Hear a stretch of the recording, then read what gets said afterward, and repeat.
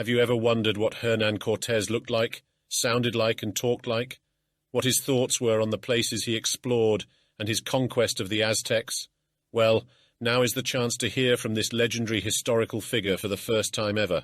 My name is Adrian, and this is an exclusive interview with the man himself, the legendary conquistador and explorer, Hernan Cortes. Hello, Mr. Hernan Cortes. It's a pleasure to meet with you. Hola, Senor Adrian. Thank you for visiting with me today. This is a wonderful setting for an interview. Can you explain to the audience where we are right now? This, my good sir, is my estate outside of the city of Seville, Spain. I have lived here in retirement for several years. This estate was bestowed upon me by the Spanish government in honor of my service to the royal crown. Before discussing the specifics of your conquest of the Aztecs, I'd like to first understand the purpose of your mission to Mexico. Can you describe to us what your objectives were and why? Our mission, as inspired by His Royal Highness in Spain and the all-powerful Lord and God, was to impart Spanish culture and the teachings of Christ to the peoples of that country. We were on a divine pursuit, you see, affording me the opportunity to serve God our Lord and the Spanish monarchy, whilst also accruing more wealth, territory, subjects, power, and influence. Gold, it was said, was abundant in these lands, and it was our objective to capture it and return it to the King of Spain. From information I received and observations I had made, it was clear that the Aztec people were in dire need of conversion, for they were misguided in their religious faith and practices. I witnessed these peoples engaging in the adoration of false idols and conducting spiritual practices that were not in accordance with the Holy Catholic faith. Guided by a higher calling, God and His kingdom of Christendom, we endeavored to rid the peoples of Mexico of their barbarism. Our success was inevitable, for we were on the right side of God, and our devotion to this cause was strong, even in the face of death. For truly there could be no nobler pursuit than that which was ordained by the Lord. It is important to note that the Spanish conquistadors were devout Catholics and staunch royalists. All of their missions were carried out in the name of God and the King of Spain. Their entire moral compass revolved around religion, wealth, and their standing within the royal court of Spain. These were his primary motivating factors, and as we'll see, a justification for some of Cortes's later atrocities. You are of course known for your conquest of the Aztecs. What were your first impressions of Mexico, the landscape and the people you encountered? In the land which we first inhabited, the seacoast was low and there were many sandhills. Beyond these sandhills the country was level, and it consisted of fertile plains with such beautiful riverbanks that in all Spain there could be found no better. These riverbanks were not only grateful to the sight, but also very productive for cultivating all kinds of crops. That country presented little difference from Spain as regards animals and birds, as we observed deer, wolves, foxes, quails, doves, and pigeons. Further inland near Tenochtitlan, that region was shaped like a circle, and its flat terrain spanned an area of approximately 70 leagues in circumference, including 2 lakes that covered most of the valley, navigable by boats. One of the lakes held fresh water, while the other larger lake contained salt water. The lakes were divided by a range of highlands running through the middle of the valley, except for a narrow strait that linked the 2 lakes. This strait facilitated trade between cities and other settlements on the lakes by canoe without the need for land travel. The inhabitants of that land were of middle size and stature, with well-proportioned bodies and features. However, their customs varied from province to province. Some pierced their ears and inserted large, ugly objects in them, while others pierced their nostrils to their mouths and put round mirror-like stones. Some even pierced their lower lips and fastened from them weighty stones or gold pieces, so heavy that they pulled down the nether lip, causing their mouths to appear very deformed and misshapen. They wore long, intricately crafted veils, very curiously worked, with men wearing breechcloths and thin, Moorish-style mantles painted in bright colors. Women of common status wore painted clothes from waist to feet, some covering their breasts, with the rest of their body remaining exposed, while superior women wore thin cotton shirts styled as rochets. Their diet consisted of maize and grain. They hunted and fished for food, and they roasted many chickens and turkeys. We encountered some expansive settlements with well-organized layouts, comprising structures fashioned from stone and mortar when those materials were accessible. Was there anything especially surprising to you about these people's culture and customs? I was particularly astonished when I began seeing the practice of human sacrifice and the fashion in which they performed it, which was commonplace amongst the Indians. Every day before beginning any work, they would light incense in their temples or mosques, and sometimes they sacrificed themselves by cutting their bodies with knives, offering their own blood to their idols, sprinkling the blood on all sides of the mosques, and sometimes threw it towards the heavens while performing various other rituals. They performed no daily work without first making a sacrifice in this manner and in these places.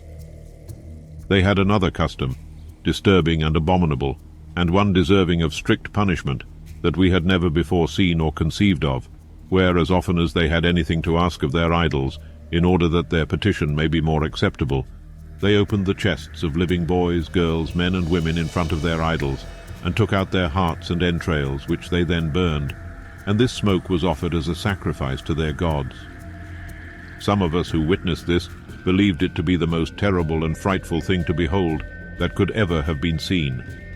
According to our information and observations, the Indians held this as customary practice and performed this gruesome act so frequently that they sacrificed 50 souls in each temple every year.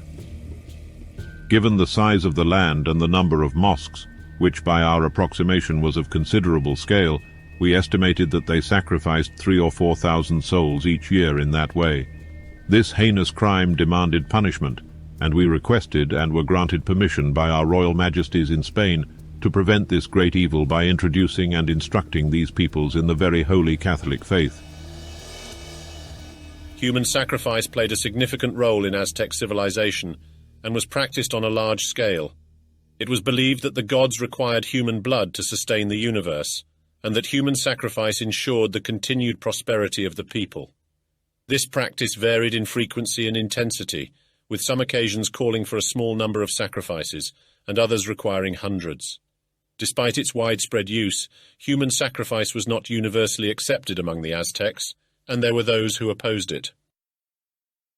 One can imagine what the Spaniards experienced as they witnessed these sacrificial practices. They were justifiably horrified and angered. The graphic nature of the sacrifices, often involving the removal of still-beating hearts and other brutal methods, shocked the sensibilities of the Spanish. The sight of such extreme violence and bloodshed went against their cultural norms and understanding of morality. From a religious perspective, the conquistadors viewed human sacrifice as a blasphemous and pagan ritual. They saw it as a direct affront to their own beliefs and a violation of the sanctity of human life. Furthermore, they considered it as evidence of the Aztecs' perceived barbarism and savagery. It reinforced their belief in the superiority of their own civilization and provided them with a moral justification to intervene and subjugate the Aztec Empire. Moving on to the topic of Montezuma, I'm curious to know what your initial thoughts were when you first heard about him, and what it was like meeting Montezuma for the first time in the city of Tenochtitlan. The native people of the coast had informed me about a prominent ruler and lord named Montezuma, who, based on their estimation of distances, resided around 90 to 100 leagues away from the coastal region where I had arrived. He was described as a mysterious, mythical figure or legend, but a man and leader of a people for whom these native tribes were strongly dissatisfied with. Although they were under the rule of Montezuma, they were reduced to that condition by force, and within a short time. Such was their dislike for Montezuma that they voluntarily submitted to the authority of the regal king of Spain and declared their desire to become vassals of the Spanish Empire and form an alliance with me. These Indians, along with yet larger sums of natives that were recruited to the majesty of King Charles V, represented the majority of our foot soldiers. By my estimation, 90 of 100 men in our fighting force were comprised of those we conquered or those that submitted willingly. These allies disclosed to me information about the vast wealth of the Aztecs and their capital city of Tenochtitlan. This proved to be a fateful disclosure on the part of the natives, for me and my men were gold-hungry, and we didn't want to surrender such an opportunity for riches. You see, my friend, I and my companions suffered from a disease of the heart, which could be cured only with gold. I had been in communication with Montezuma through a network of messengers. He was expecting our arrival, and I was eager to meet him. With this information, we had our direction. We would move toward the capital city, and with the grace of God find this man called Montezuma and his treasures.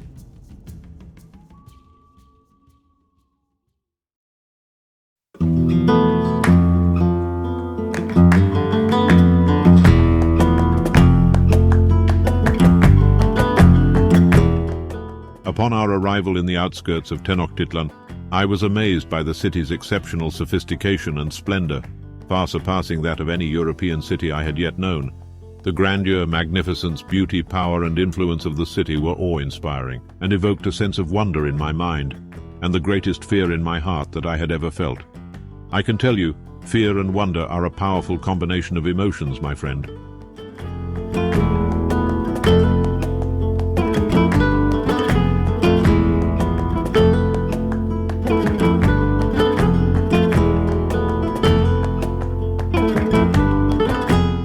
We contemplated how we should approach the city. Through the deepest feelings of horror, some voices within my ranks cautioned that we turn back. We strategized at all hours of the day, and me and my men did not sleep for many nights, out of sheer terror. With the advice of my men and our native allies, I decided to appeal to Montezuma as a friend and ally. I needed to gain his trust before I could make any further strategies. As I approached the city on its causeway, there came to meet me nearly 1,000 of the principal inhabitants of the great city, all performing a salutation in common use among them by placing his hand upon the ground and kissing it. And thus I was kept waiting about an hour until all had performed the ceremony. Señor Montezuma and about 200 nobles came out to welcome us, after which Montezuma, flanked by 2 lords, walked down the center of the street, leaning on the arms of both men, and as we neared I dismounted and advanced alone to greet him. However, the 2 accompanying lords halted me to prevent my touching him. Montezuma and the 2 lords gave their customary salutation in the manner already described, after which Montezuma and I exchanged the finest necklaces our respective cultures could afford.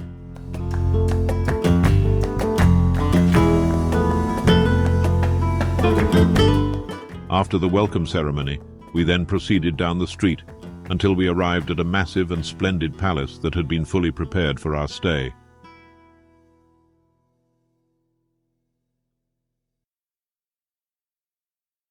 This was the first contact between the Spanish conquistadors and the emperor of the Aztec Empire.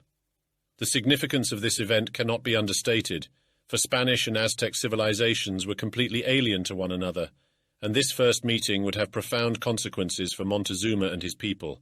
As we'll see, the way in which Montezuma receives Hernan Cortes is shocking. After settling into your new residence, you finally had the opportunity to have a private meeting with Montezuma. What did the 2 of you discuss during your first intimate conversation? Our first discourse took place shortly after me and the people of my company were distributed to our respective quarters. Montezuma entered my residence bearing rich gifts, and after being seated on a platform, he spoke to me in the following manner.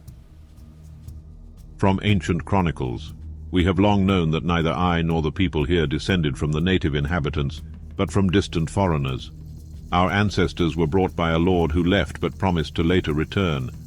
We have always believed that his descendants would eventually subjugate us as their vassals, and now, hearing of your arrival from the land where the sun rises, and your association with a great lord who has known of us for many days, we are certain of your rightful sovereignty. We shall faithfully obey you as the representative of this esteemed ancient lord with no deceit, and all that we possess throughout the entire country is at your disposal. Several months later, Montezuma gathered all the lords from the city and neighboring regions for a meeting. When everyone was assembled, I was requested to join them, and Montezuma addressed the gathering in closely the same manner he addressed me. He spoke to them of their ancient lord and how this lord had returned to subjugate them, and that I, as a representative of King Charles V, was their new ruler for which they shall submit to and obey. All this he told them, weeping the greatest tears and the greatest sighs, expressing the full depth of a man's emotions. The lords who heard his words were also moved to tears and remained unable to respond for a considerable time. I assure you that not a single Spaniard who witnessed this discourse could help but feel immense compassion.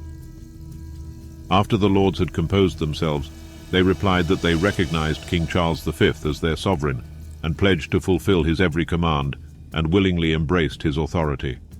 From that moment forward, they devoted themselves as loyal vassals to Spain, individually and collectively, promising to obey all orders given in his royal name, as dutiful and faithful subjects should. They also pledged to offer their tributes and services to the king, which they had previously contributed to Montezuma, and to comply with any other commands issued on behalf of the crown. All of this was duly recorded by a notary public at my request, in the presence of many Spanish witnesses. Many historians seem to agree that the ancient Lord Montezuma spoke of is the Aztec god Quetzalcoatl. Quetzalcoatl was a major deity in Aztec religion. According to legend, he was believed to have been a historical figure who ruled the city of Tula and later departed, promising to return in the future. It is possible that Montezuma and the Aztecs mistakenly believed Cortes's arrival to be the long-awaited return of Quetzalcoatl. At least, that's the Spanish version of history, which persists as the generally accepted version among historians. However, other historians have disputed the Quetzalcoatl-Cortes connection, noting that there is little proof of a pre-Hispanic belief in Quetzalcoatl's return. Also citing that all recorded documentation of the Quetzalcoatl-Cortes connection come from post-conquest Spanish-influenced sources. According to Cortes, Montezuma was extremely superstitious, and at times painfully naive, gullible, and easily influenced. We may never know for certain what Montezuma really said to Cortes in their first conversation, but if Cortes's accounts of what happened are true, then Montezuma effectively forfeited his entire empire and his imperial power to the Spanish immediately upon their arrival.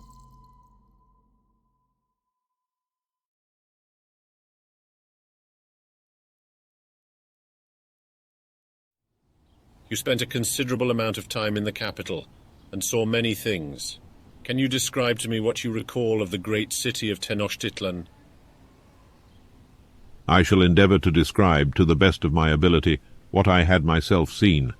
Despite my imperfect attempt, I am fully aware that my account might seem so wonderful as to be deemed scarcely worthy of credit, since even those of us who had seen these things with our own eyes were so amazed as to be unable to comprehend their reality.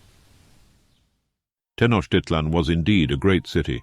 It was located in the Salt Lake, as I described earlier, and had 4 artificial causeways that led to the city center.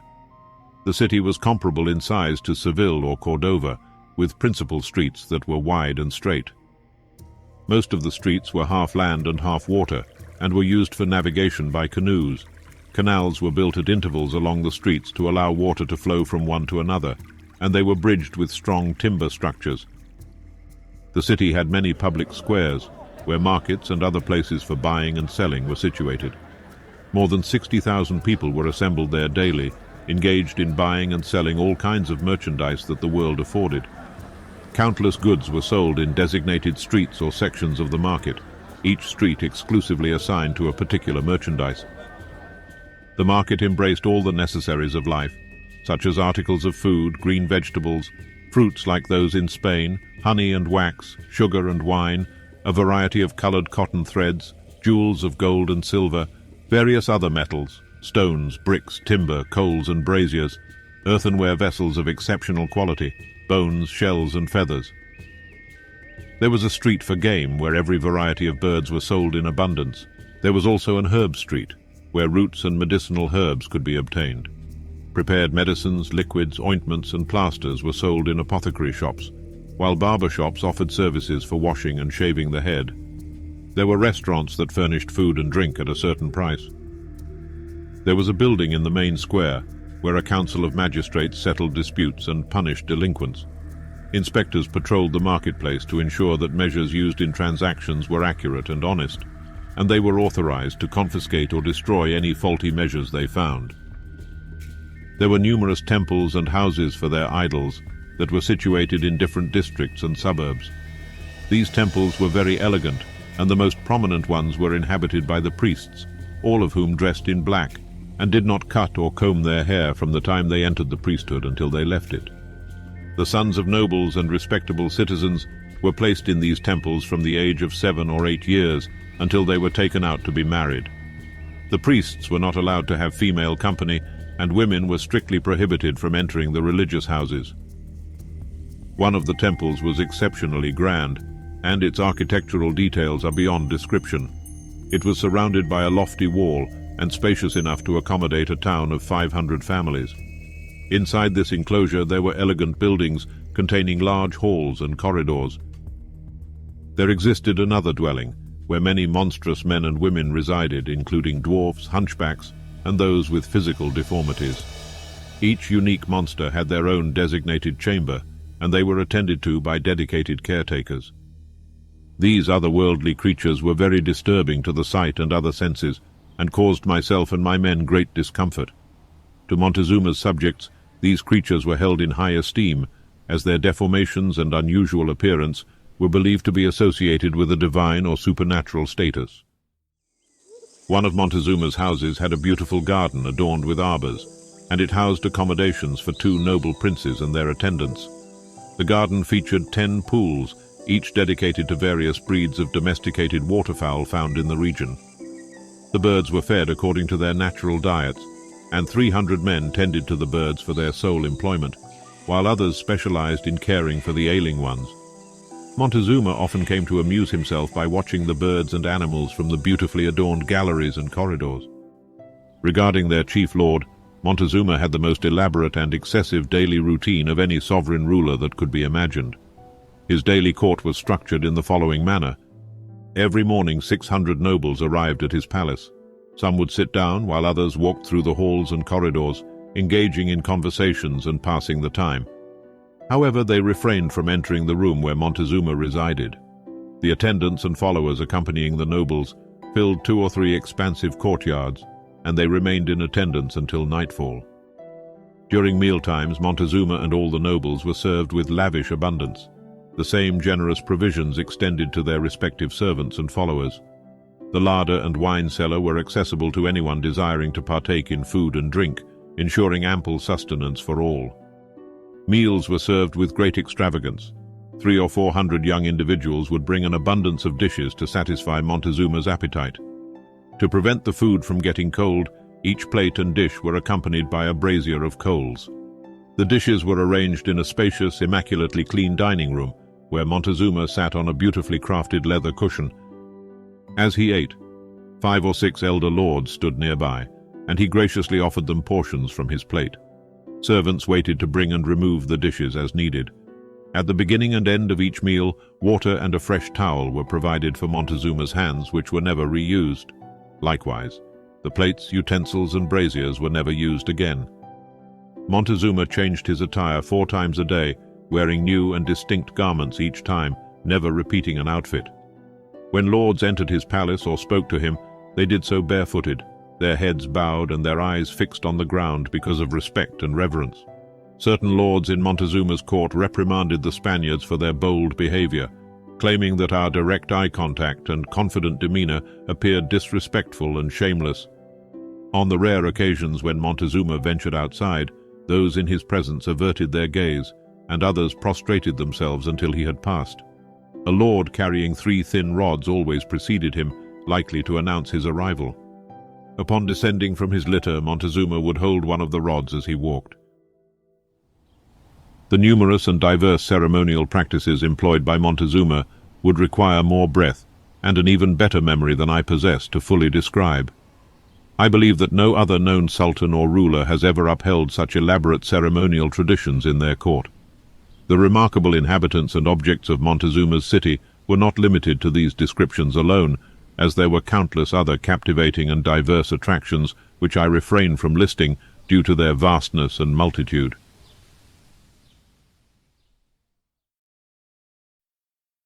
After the arrival of Hernan Cortes and his men in Tenochtitlan, the relationship between the Spanish conquistadors and the Aztec people became increasingly strained, marked by growing suspicion and acts of aggression. The apprehension culminated in several notorious events, including the detention of Montezuma in his own city, the Alvarado massacre that occurred during an otherwise peaceful Aztec festival, the killing of Montezuma, and as retaliation, the rebellion of the Aztecs in an attempt to expel the invading Spaniards, and the Spanish evacuation from the city, which caused significant casualties among the Spanish, in an event known to history as La Noche Triste, or the Night of Sorrows. Following the death of Montezuma, Cuauhtémoc was named Emperor of the Aztec Empire. Cortes, weakened and positioned outside the capital, reassembled his forces and initiated a siege on the metropolis of Tenochtitlan. The siege of Tenochtitlan represented a critical juncture in your mission. Can you walk us through your version of events during this siege? Every morning before battle we held Mass, and after making our battle preparations we would depart from our camps and proceed on foot toward the city. We would often encounter the enemy taking their defenses in embankments that they built along our route. Valor was exhibited on both sides during every battle. In preparation for the siege on Tenochtitlan, my men built several brigantines.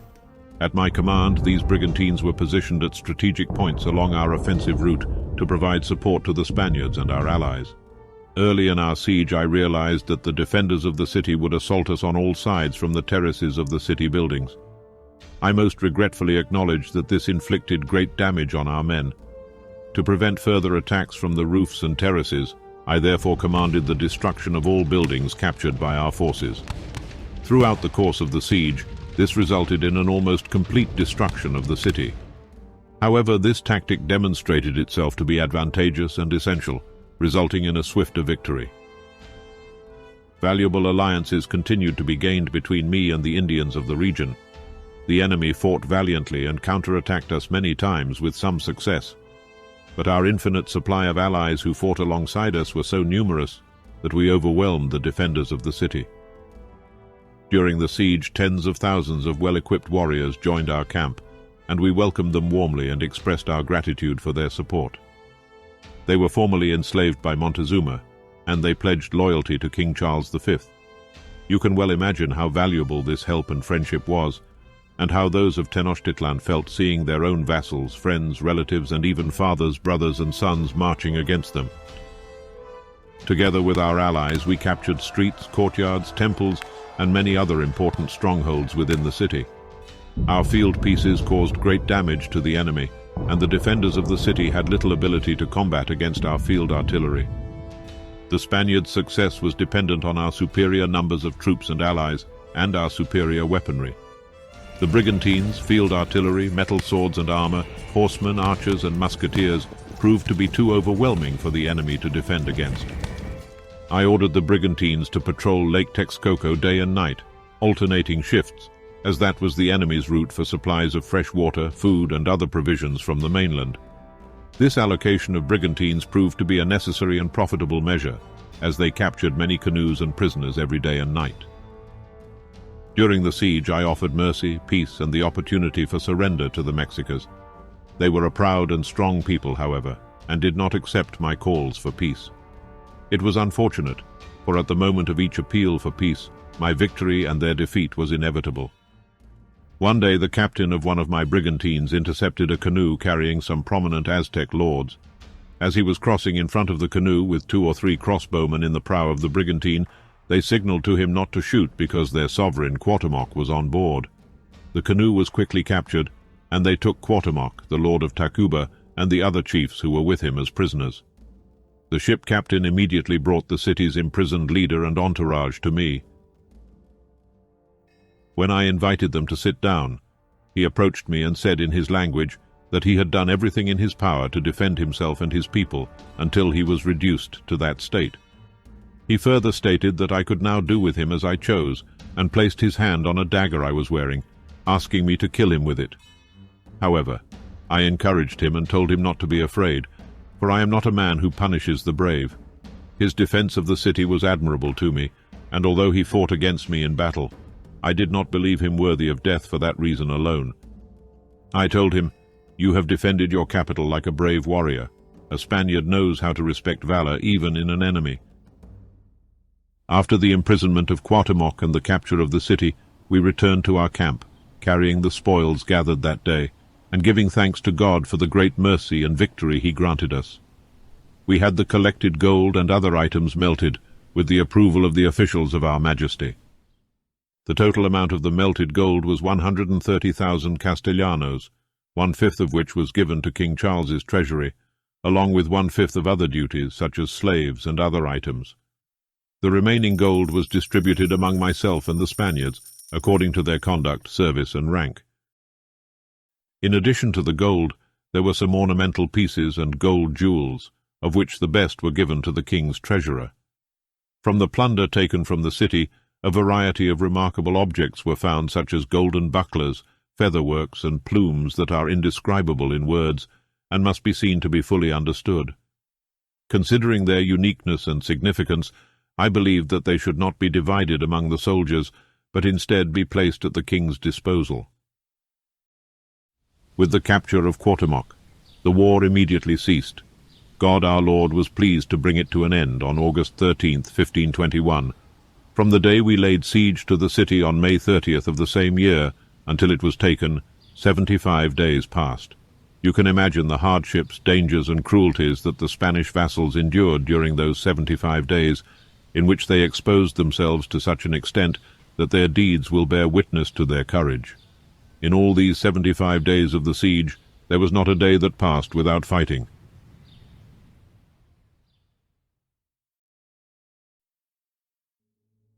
With that, the Spanish war against the Aztecs had reached its conclusion.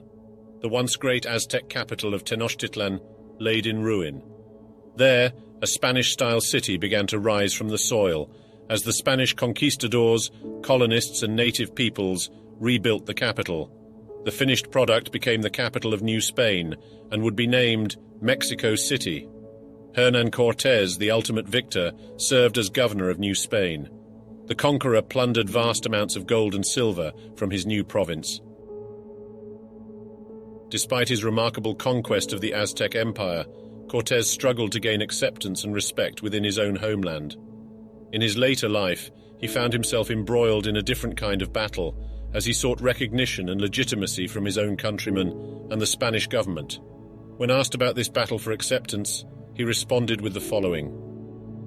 Many influential figures questioned my actions and motives in New Spain, and I faced many lawsuits for alleged unpaid debts and abuses of power. I had to navigate through political rivalries, bureaucratic hurdles, and legal battles to defend my accomplishments and secure recognition for the territories I conquered. It was a constant struggle to overcome the skepticism and gain the trust of the Spanish authorities. I must say, it was more difficult to contend against my own countrymen than against the Aztecs. However, I persevered by presenting my expeditions as crucial contributions to the expansion of the Spanish Empire and emphasizing the wealth and resources I had acquired for the crown. I am a man who has given Spain more provinces than its ancestors bequeathed cities. I ultimately managed to secure some level of acceptance and respect for my achievements, albeit with ongoing challenges and opposition. His statements underscore the arduous struggle he faced in his quest for validation, and serves as a testament to the complexities of his relationship with the Spanish people and government, as well as the enduring legacy of his controversial endeavors.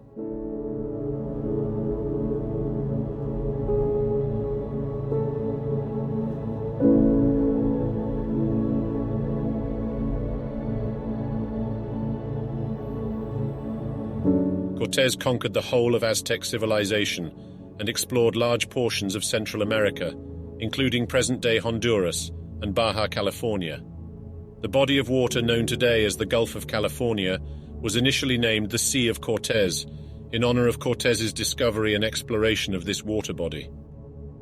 His conquests gave Spain a strong foothold and lasting presence in mainland Mexico, establishing a foundation for subsequent Spanish colonization across Central, North, and South America. With his conquests came the spread of Spanish culture, language, and religion, which are all central to Mexico's modern identity. For all of his achievements, Cortes remains a controversial figure in an ongoing debate about the consequences of colonialism.